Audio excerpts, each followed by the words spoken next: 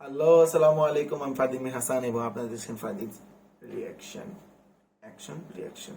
ওকে, আজকে আমি যে ভিডিওটার উপর রিয়েক্ট করবো সেই ভিডিওটা হলো জিওগ্রাফি নাও। আমার ফার্স্ট ভিডিও ছিল জিওগ্রাফি নাও থেকে। আজকে আমার এটা জিওগ্রাফি নাও চ্যানেলের উপর সেকেন্ড ভিডিও। আজকে আমরা দেখবো ইন্ডিয়া। ইন্ডিয়া আমাদের পাশের দেশ, পিছের দেশ। মানে আমরা তিন দিক দিয়ে ইন্ডিয়া আর একটা সাইড এদিক দিয়ে মিয়ানমার আমাদের চাই। তো সেই ইন্ডিয়ার উপর আমরা রিয়েক্ট করব। জিওগ্রাফি নাও দেখি ইন্ডিয়ার জিওগ্রাফি অনেক ভ্যারিয়েশন আছে ইন্ডিয়ায় জিওগ্রাফি ওয়াইজ। তো চলুন আমরা ভিডিও শুরু করি। Start. So, we have finally encroached upon the giant India. Some of you have been waiting a long time for this episode. I'm just going to say straight up, you all know India is incredibly complex and diverse. Even Indians have trouble understanding their own country. Obviously, I won't be able to scratch even the surface in this episode, but I'll try my best. A lot of you Indian geography peeps have helped me along the way, so thank you. And without further ado, let's begin. It's time to learn geography now! Hey everybody, I'm your host Barbie. This place doesn't even need much of an introduction. Everybody has heard of India. It's big, it's loud, it's colorful, and most importantly, it has a plethora of confusing territorial anomalies that I just can't wait to cover. Here we go. There's an old saying, India is a place where everyone is in a hurry, but no one is ever on time. First of all, India is located in South Asia, right on the Indian and Arabian Seas and the Bay of Bengal, bordered by 6 other countries, so close to 7, but that land bridge between Sri Lanka got wiped away like 600 years ago by a cyclone. India is divided into 29 states and 7 union territories, with the capital New Delhi, which acts as its own administrative unit, located in the capital territory. Keep in mind, New Delhi is actually just the name of one of the districts in the capital territory, made up of 11. The largest city, however, is actually Mumbai, with New Delhi, Bangalore or Bengaluru, and Hyderabad following after. However, the 4 busiest airports are Delhi Indira Gandhi International, Mumbai's Chhatrapati Shivaji International, Bengaluru's Kempe Gowda International, and Chennai International in the south. You know why I'm smiling. This is my favorite part of any episode we ever make. Territorial anomaly time. India is loaded with strange borders and deliciously complex demarcation lines. First of all, what exactly is a union territory? In the simplest way I can put this, union territories are places that are too distinct to be incorporated into a state, but too small to have their own local governments. The first one, of course, is the Delhi National Capital Territory, where the capital lies. Chandigarh is a post-independent city constructed to replace Lahore as the capital of the Punjab area after it was split up between India and Pakistan. Then you have the island territories, the smallest one, Lakshadweep, and the Andaman and Nicobar Islands. The Andaman Islands being home to one of the last uncontacted people groups on the planet, the Sentinelese tribe, whom have been hostile to visitors and are therefore left alone, as well as the Nicobar Islands, which actually used to be a short-lived colony of Denmark. Finally, the 3 remaining territories are former European colony towns and ports. Dadra and Nagar Haveli, Daman and Diu, which are separated by about 200 kilometers across the Gulf of Kambat, and the most confusing union territory, the French-speaking Puducherry, which is actually split up between 4 district cities across India: Karikal, Mahe, Yanaon, and Pondicherry. Pondicherry is strange because it has 11 enclaves within the Tamil Nadu state. And in this area, you can also find the experimental hippie-ish commune with a little bit of controversy. Look it up. And don't forget, here, the eastern states, also known as the Seven Sisters, are connected by this incredibly narrow 27-kilometer wide pathway known as the Siliguri Corridor. This pathway is like a crucial artery that completes the India puzzle. Or so you would think. Now let's discuss the juicy stuff. Now, in the China episode, I already talked about the disputed areas with India, such as Aksai Chin and Arunachal Pradesh. The latter pretty much just belonging to India, as it's almost completely inhabited and operated by Indians. So let's move to the other disputes. Now, as of 2015, the Bangladesh episode is already outdated, as India and Bangladesh have finally come to an agreement over the frighteningly complex former enclave-exclave dispute. In the end, India only lost about 40 square kilometers of land to Bangladesh, and now only a few enclaves and exclaves exist. Now let's head north. Now, when you try to draw the shape of India, you might want to be careful which depiction you use. Some might use this picture, some might use this, some might use this, and those that don't really study very well might use this. The point is, the whole area is like the most heavily militarized, diplomatically stressed out region on the planet. It's already had like 4 wars in the past half century. Basically, India, Pakistan, and to some extent China all want the entire area for themselves, although it's more of like a Pakistan-India thing. In the China episode, we already discussed the Chinese disputes with India, so I won't cover those in this episode. If you want to learn more, just watch the China episode. But anyway, this entire area was a former domain known as the princely state of Jammu and Kashmir that was under royal Maharaja rulers all the way up until independence. Currently, this place is split up by this fenced-off militarized line known as the line of control between India and Pakistan. Why is this? Well, in the quickest way I can put this, Okay, the British are out. We get to take your land. no, we want to be an independent princely state. We're supposed to take your land, and majority of your people are Muslim, just like us. Even though your ruler is Hindu as well. Hey, India? Yeah. If you help me, I'll let you secede my territory to your land with autonomy. Deal.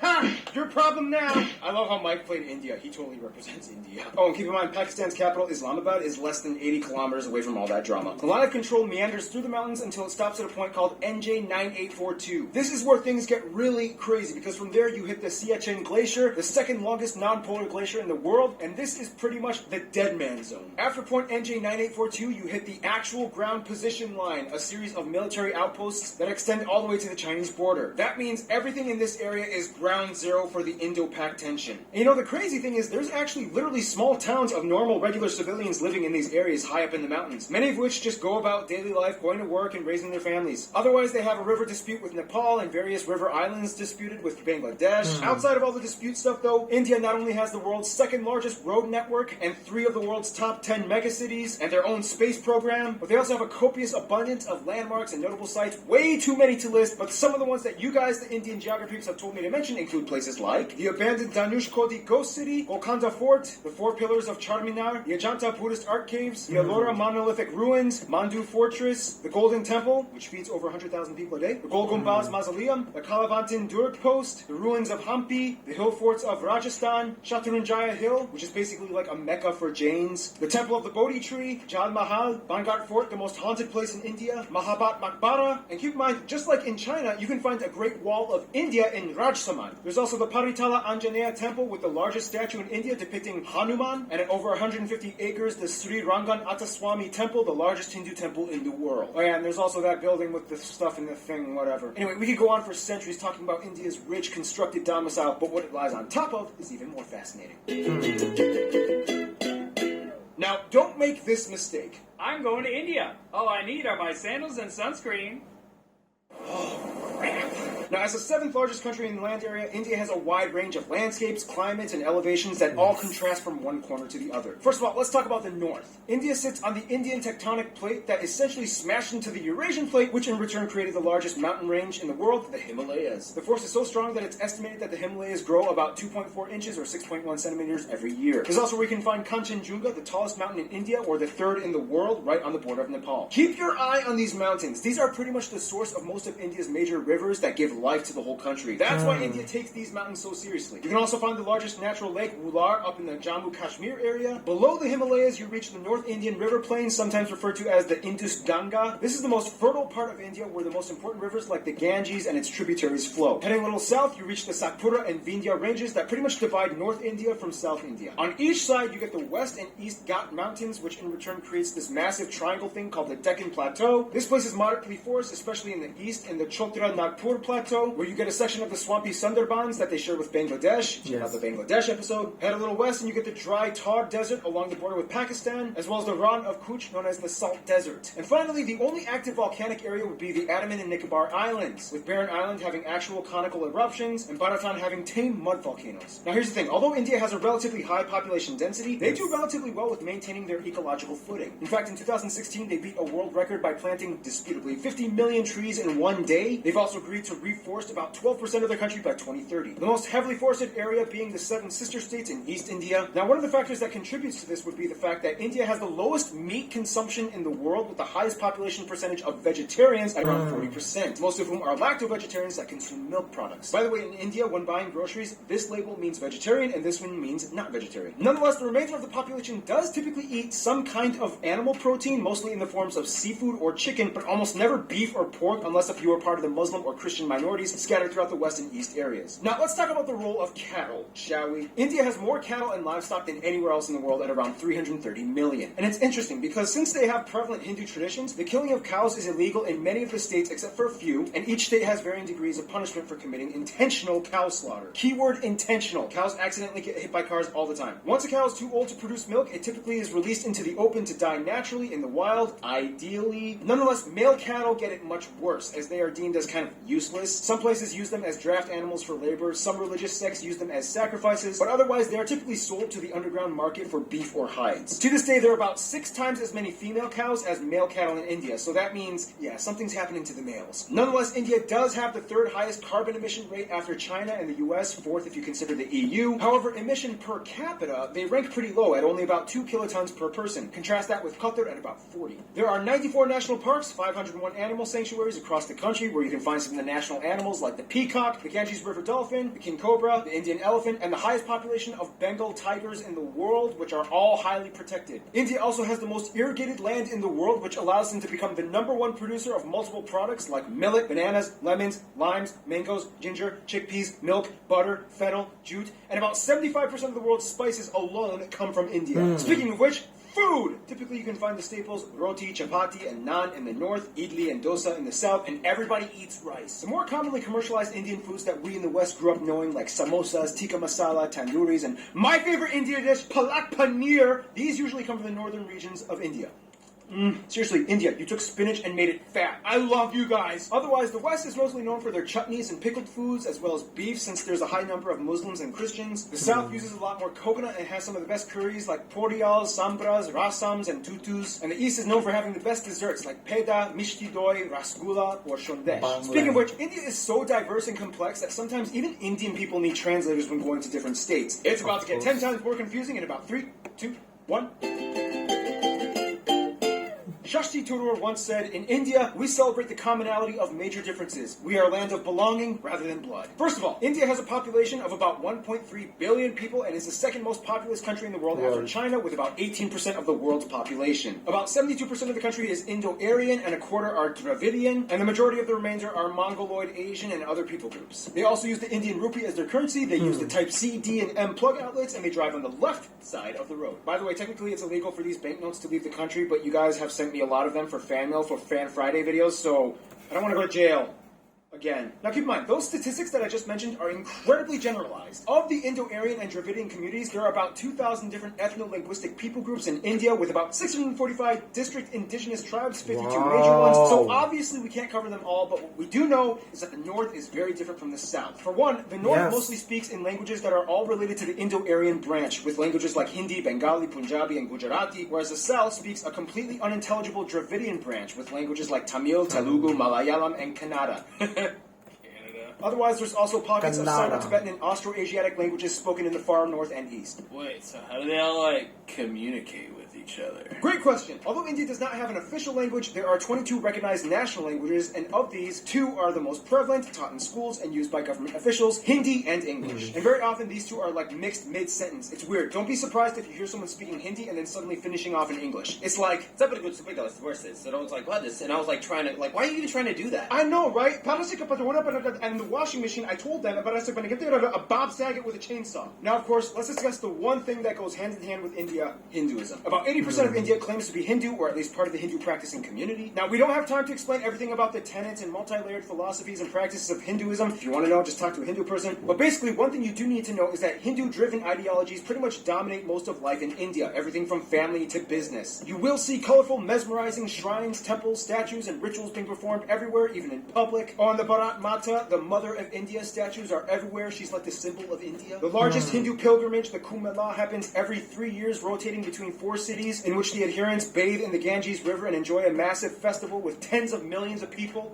Seriously, you can practically see it happening from space. Now, a controversial topic in relation to Hinduism would be the caste system, which is basically a belief that people are born into a socioeconomic life that they are destined to serve into. Today, however, the system is more fluid and loose from what it used to be from a long time ago, and thanks to economic reforms, anybody with enough drive can kind of move up the social ladder regardless of birth. Nonetheless, India is home to every major religion in the world, even a few Jews, including the B'nai Menashe, an indigenous group that claimed to be one of the lost tribes of Israel. In fact, Judaism and Christianity actually had a head start in India way before it even kicked off in Europe. As tradition holds, Cochin, or Malabar Jews, migrated around 1000 BC to trade during the times of King Solomon, and in 53 AD, Thomas the Apostle of Jesus arrived in what is now the state of Kerala to establish the first church in India. Today, most Christians are found in the southwest and far east Seven Sisters regions. India also holds the highest population of Sikhs, Jains, and Zoroastrians, mostly found in the north, and the second largest Muslim population in the world after Indonesia. Most Muslims are populated around the northwest areas by Pakistan, or in the east by Bangladesh. Oh, and don't forget the Buddhists. In fact, Buddhism actually started in India. Today, the Dalai Lama even takes refuge in Tezpur in the state of Assam. Oh, that was a lot of information. Okay, so by now you can probably get a grasp of how incredibly mixed and diversified India's population is, but what exactly holds the country together? Well, for one, you kind of have to understand Indian history, which will take way too long to explain, but in the quickest way I can put it, Indus Valley, Maurya and Gupta empires, southern empires, Golden Age, Middle Kingdoms, a ton of new religions come flocking in, the North fell to to the Delhi Sultanate. The south became the Vijayanagara Empire. The Mughal Empire starts. British East India Company. Direct British rule. Nationalist movements. Independence. Republic. Economic liberalization in 1991. And here we are today.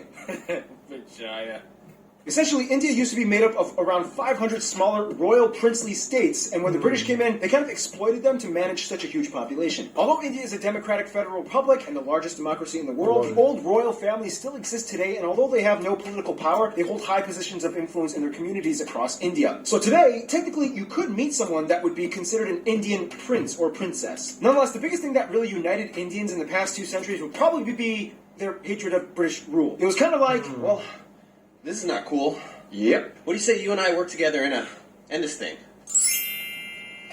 Essentially, one good thing you could say that came out of imperialism was that it kind of stopped all the internal squabbling and unified the groups towards one common goal, to get rid of imperialism. Today, Indians are just proud to be Indian. I mean, a Tamil soccer player can get cheered on by a Rajasthani, a Punjabi pop star can sell out tickets in Orissa. Speaking of which, all Indians love movies and music. India has the second largest film industry in terms of volume, pumping out nearly 2,000 films per year. Surprisingly, Nigeria pumps out more. However, the box office revenues gross out at only about $2 billion annually compared to Hollywood at over $10 billion, but still, it's impressive. And keep in mind, it's not just Bollywood, but it's also Tollywood, Gollywood, Collywood, Pollywood, and so on. There's like 20 different woods in India. Oh, and like every movie in India has at least one scene where everybody breaks out in song, and there's almost always a happy ending. Unfortunately, mainstream media has also put an aesthetic strain on many of the people, as it's almost become an obsession to be light or fair-skinned, causing people to go so far as to buy skin-bleaching products. Some other controversies include things like illiteracy being an issue in many parts of the country, especially in the rural areas. But I mean, come on, when your country has literally hundreds of different writing systems, go figure. I mean, give them a break. Also, many of you guys, the Indian geography peeps, have asked me to bring awareness to the fact that India does unfortunately have some of the highest rates of human trafficking and child slavery. The government is trying to crack down and culture is slowly being reformed, but for now, it's a sad reality that still does exist. Hey, here at GN, we talk about the good and the bad. I'm just saying. Otherwise, sports do definitely tie everyone together as well, especially cricket, the national sport. Even though they also used to do really well in field hockey, India also has a lot of their own indigenous sports like Dopkel in Assam, bull racing in Kerala, Insuknar, rod pushing in Mizoram, and Malakamba, the strange pole yoga gymnastics thing in the south. Otherwise, some notable people from India or of Indian descent might include people like Siddhartha Gautama, or the Buddha, Mahavir, Ashoka the Great, Prithviraj Chauhan, Aurangzeb, Shivaji of the Maratha Empire, Mohandas or Mahatma Gandhi, Indira Gandhi, Subhash Chandra Bose, Jawaharlal Nehru, Rabindranath Tagore, C.V. Raman, Satyendra Nath Bose, Bhagat Singh, Dr. A.P.J. Abdul Kalam, Shah Rukh Khan, Amitabh Bachchan, Amir Khan, Salman Khan, Priyana Chopra, Ben Kingsley, Sundar Pichai, Satya Narayana Nadella, A.R. Rahman, Sachin Tendulkar, and Mahendra Singh Dhoni. There's also literally millions of other famous people I missed out on. If you want to mention them, please, there's a comment section below. Use it. In the meantime, we gotta finish this info marathon, shall we?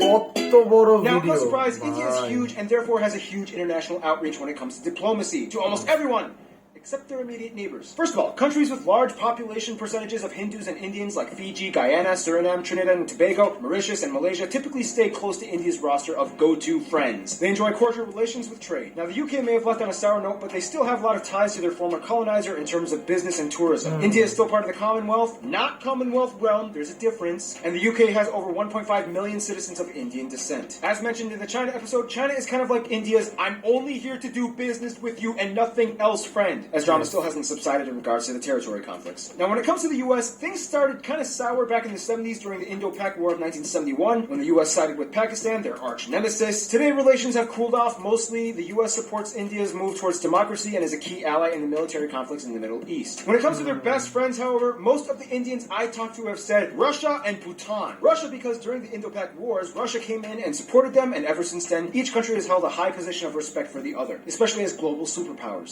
Bhutan and India signed a treaty of friendship almost immediately after independence. The two countries have shared interests and a currency-pegged system as well. Bhutan even supported the annexation of their cousins in the Sikkim state into India, as it gave a nice buffer of land from China's stake to their claim. In conclusion, you will not find anywhere else on Earth like India. Thousands and millions of people inhabiting a colorful, majestic, green, slightly gritty at times slab of Earth, blessed and cursed in so many ways, yet wonderfully harmonized, mostly in a unity unlike anywhere else. In the end, that's India.